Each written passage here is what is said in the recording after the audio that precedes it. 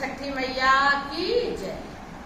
छठी मैया की जब हम भादों की छठ को व्रत करते हैं और विधिवत पूजन करते हैं तो छठी माँ की 6 कहानी कही जाती है। 3 कहानी पहले वाले भाग में कर दिए, 3 कहानी इस भाग में करें क्योंकि मेरा वीडियो बड़ा हो रहा है।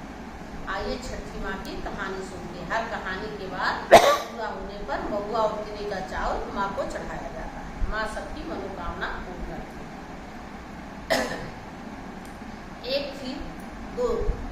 एक राजा के 2 रानी थी। 2 रानी थी, दोनों सवर थी। और भैया एक बड़ी रानी को तो बच्चा नहीं था, छोटी रानी को बच्चा था। छोटी रानी और बड़ी रानी आपस में तो बहुत प्यार करती थी, लेकिन उन बच्चों को नहीं मानती थी।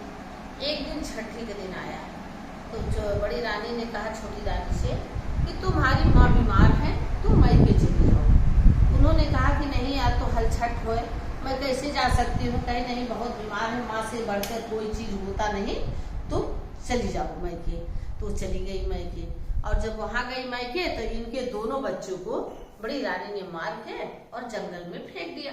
जब फेंक दी जंगल में तो उस दिन तो क्योंकि वहां गई मायके तो देखी उसकी माँ एकदम ठीक थी, तो कही कि बेटी तुम क्यों चली आई। कहीं हमको तो हमारी बड़ी रानी ने कहा कि तुम्हारी माँ बीमार है, तुम चली जाओ देखने, हम बच्चों को देखेंगे। तो कहीं अच्छा आई गई हो तो तुम आज चलो यही छठिया लो, बच्चों को यही पूजा कर लो। वहां उन्होंने विधिवत छठियाई और व्रत की अपनी माँ के साथ। दूसरे दिन वो आई, नहा धो के खा पी के आई। रास्ते में एक जंगल पड़ता था, उसी जंगल में उन दोनों बच्चों को मार के फेंकी थी बड़ी रानी। और जो वहां फेंकी थी, लेकिन जैसे वो फेंकी, यहाँ उन्होंने पूजा किया, छठ माँ दोनों बच्चों को वहां जीवित कर दी जंगल में। तो लौटते समय जब उसकी माँ आ रही थी तो देखी कि रास्ते में उसके बच्चे कहे बेटे यहाँ क्या कर रहे हो। कहे जब आप चली गई माँ तो हमारी छोटी माँ ने हमको हमारी बड़ी माँ ने हमको मार के जंगल में फेंक दिया, लेकिन एक बूढ़ी दादी आई, उन्होंने हमको बचा दिया। तो उनको देर नहीं लगा, समझते छोटी रानी को कि हो न हो ये हमारी सौतन का ही काम है। वहां आई दोनों बच्चे लेके, तो सौतन उनकी देखी, कहीं ये कहाँ चले गए थे बच्चे। तो कहीं न करो कि कहाँ बच्चे चले गए थे, सब गांव देश से सब इकट्ठा हो गए। कहीं बताओ मैंने छठ का व्रत थी तो इन्होंने झूठ बोला कि तुम्हारी माँ बीमार है, हमको वहां भेज दी, यहाँ हमारे बच्चे को मार दी। वो तो मनाओ, छठ माँ किसी की गोद सूनी नहीं करती हैं, जिसकी गोद में जो बाझिन होती उनको भी बच्चा दे देती हैं। तो छठी माँ ने मेरे दोनों बच्चों की जान बचा ली। इसलिए किसी से डहन नहीं करना चाहिए भाई, जिसको माँ देंगी वही पाएगा, जिसको नहीं देंगी वो नहीं पाएगा। और छठ माँ की कहानी पूरी हुई। बोलो छठ माँ की जय। छठ माँ की 5वीं कहानी। एक निशा एक तारा, 2 बहनें थी। दोनों बड़ी अच्छी थी, अपना रहती थी, लेकिन निशा जो थी तो बहुत अच्छी थी, तारा बहुत दुष्ट थी। एक दिन दोनों लोग छठ आई और छठ के समय भोग लगाने के लिए उन्होंने खीर बनाई थी। दोनों अपने अपने कमरे में रखी थी और दोनों आपस में बातें कर रही थी। तभी 2 कुत्ते आए और दोनों के कमरे में घुस के खीर खाने लगे।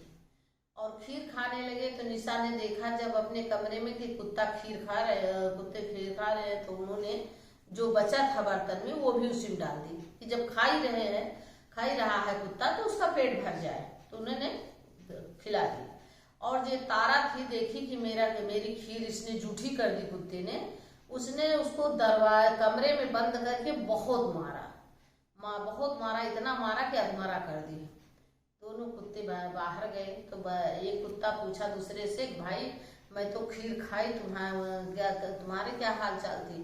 कहे भैया वो औरत तो बहुत अच्छी महिला थी, उसने मैंने थोड़ा सा खीर खाए रहे, जो बचा था वो भी डाल दी और मैं खाई। मैं भगवान से यही आज तो वो व्रत के लिए बनाई थी, मैं जाके खा लिए, जूठी कर दी उसकी खीर।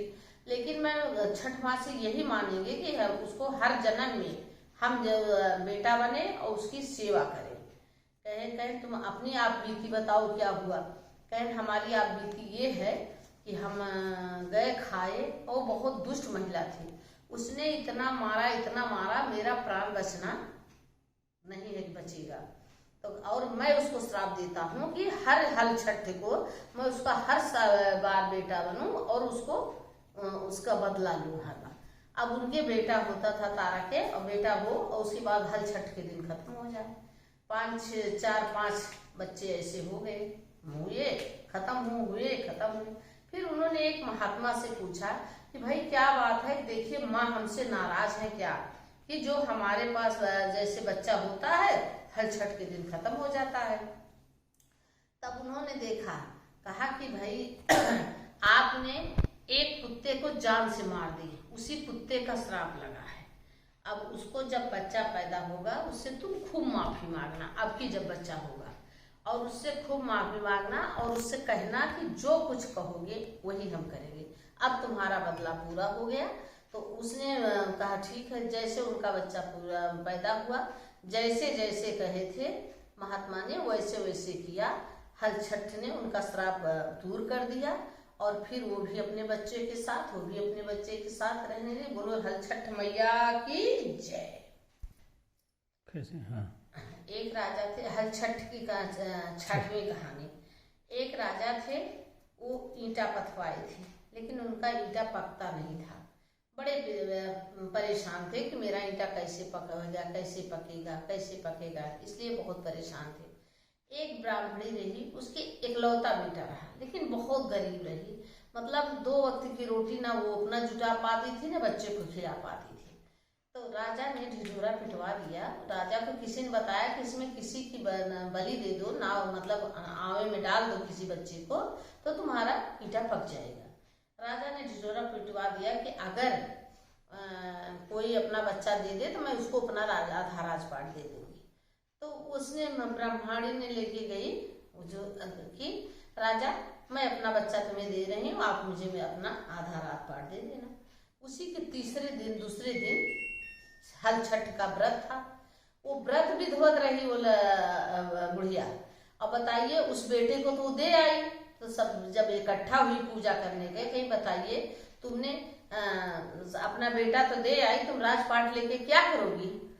सब कहने लगी। तब उसको आया दया कि हाँ सच कह रहे हैं कि मैं तो दे आई अपना बेटा, अब मैं किसके लिए राजपाट लूंगी। फिर वो गई दौड़ी दौड़ी राजा के पास, कही राजा हमें राजपाट नहीं चाहिए, मुझे मेरा बेटा दे दो। कहे नहीं, आवे में तो आग लग चुकी है, अब तो आपका बेटा वापस नहीं हो सकता। चलिए आई। फिर उसने जब तक वो आवा पका नहीं, वो हल छठ का व्रत थी, और माँ से कहा माँ मैंने गलती की है, लेकिन आप गलती मत करना, मेरे बेटे की जान नहीं जाने पावे, क्योंकि मैं बहुत दुखी ब्राह्मणी हूँ, बहुत परेशान थी, लेकिन माँ तो हूँ। उन्होंने बहुत विनती की, और जब तक आवा नहीं खुला, जब तक ईंटा नहीं पका, आवा नहीं खुला, तब तक वो बुढ़िया अन्न जल सब त्याग दिए, माँ के पास पूजा करती रही।